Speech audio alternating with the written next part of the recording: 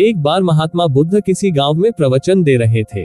वे अपनी बात को समाप्त करते हुए बोले, मानव के दुख का कारण है स्वयं को किसी से बांधना। जहां भी मोह होता है, बंधन होता है, वहां दुख स्वयं ही उत्पन्न हो जाता है। अतः अपने बंधनों को जाने और उनसे बाहर निकलने का प्रयास करें। इसके बाद उन्होंने सभी लोगों को आशीर्वाद दिया और फिर अपने आश्रम को लौट गए। अगले दिन उनसे एक व्यक्ति मिलने आया।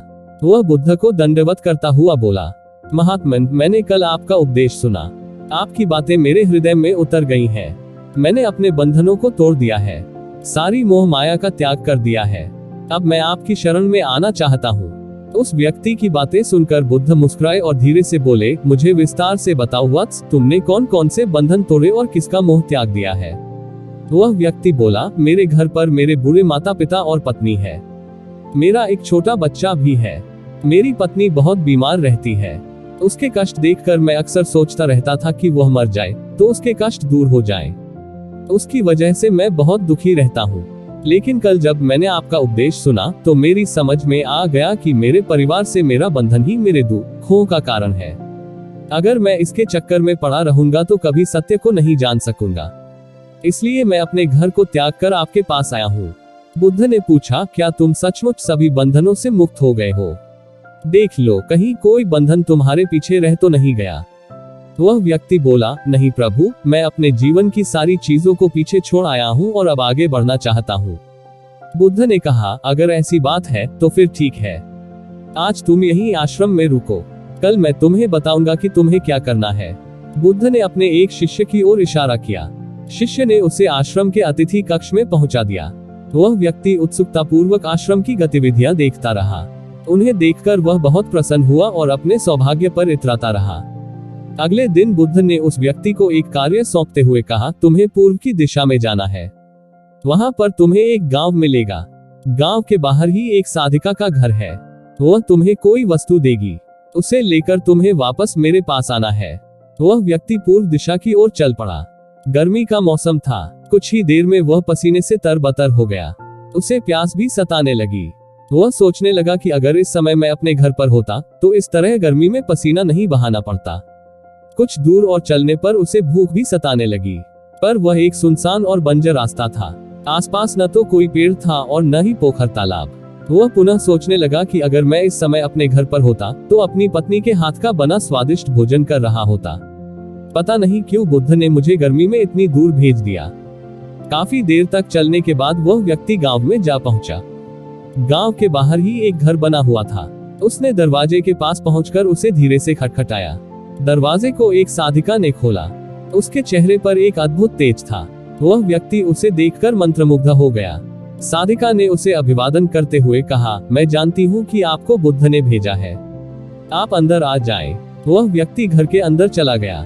साधिका के कहने पर उसने पानी से हाथ मुंह धोया और एक चटाई पर बैठ गया। साधिका ने उसके सामने भोजन की थाली रख दी। वह जल्दी जल्दी भोजन करने लगा। अचानक उस व्यक्ति की नजर साधिका के पैरों पर पड़ी। उसके पैर बहुत सुंदर थे। वह उन्हें देखता ही रह गया। तभी साधिका ने उसका ध्यान भंग किया। वह बोली, जिस व्यक्ति को बुद्ध के चरणों में स्थान मिल जाता है फिर उसे किसी अन्य के चरणों की आवश्यकता नहीं पड़ती। साधिका की बात सुनकर वह व्यक्ति लज्जित हो गया और नजरें नीची करके चुपचाप भोजन करने लगा। भोजन करने के बाद साधिका ने कहा, आप बहुत दूर से आए हैं, थक गए होंगे, यही चटाई पर लेट जाएं, मैं पंखा कर दूंगी।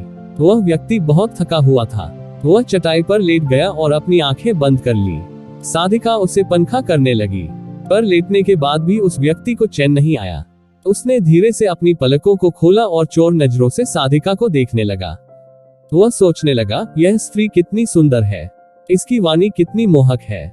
अगर यह मेरी पत्नी होती तो मेरा जीवन स्वर्ग बन जाता। साधिका इसके मन की बात समझ गई। वह बोली, शरीर में कुछ नहीं रखा है, यह केवल मांस, मज्जा और अस्थियों का जोड़ है।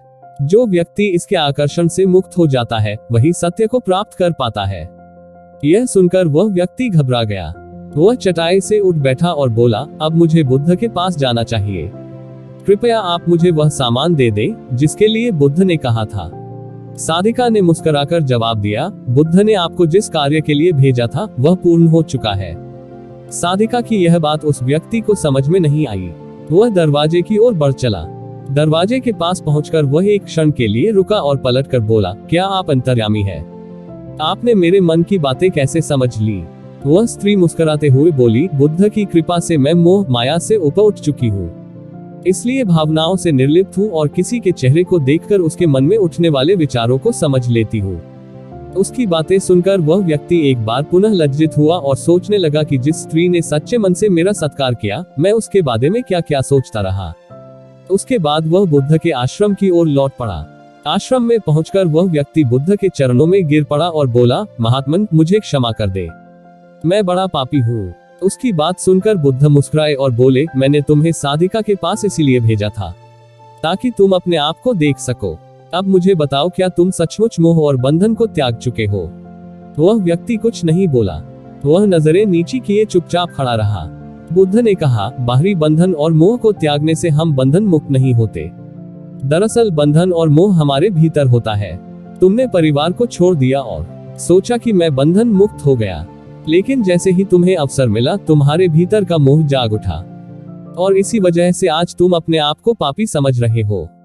मुझे क्षमा कर दे प्रभु। उस व्यक्ति ने अपने हाथ जोड़ दिए।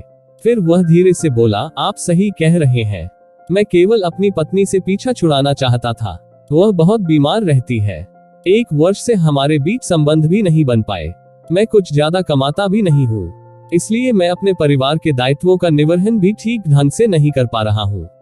शायद इसीलिए मैं अपने परिवार से पीछा छुड़ाना चाहता था, पर अब मैं समझ गया हूँ, मेरा परिवार ही मेरा सत्य है और उसके दायित्वों का निर्वहन ही असली कर्म है।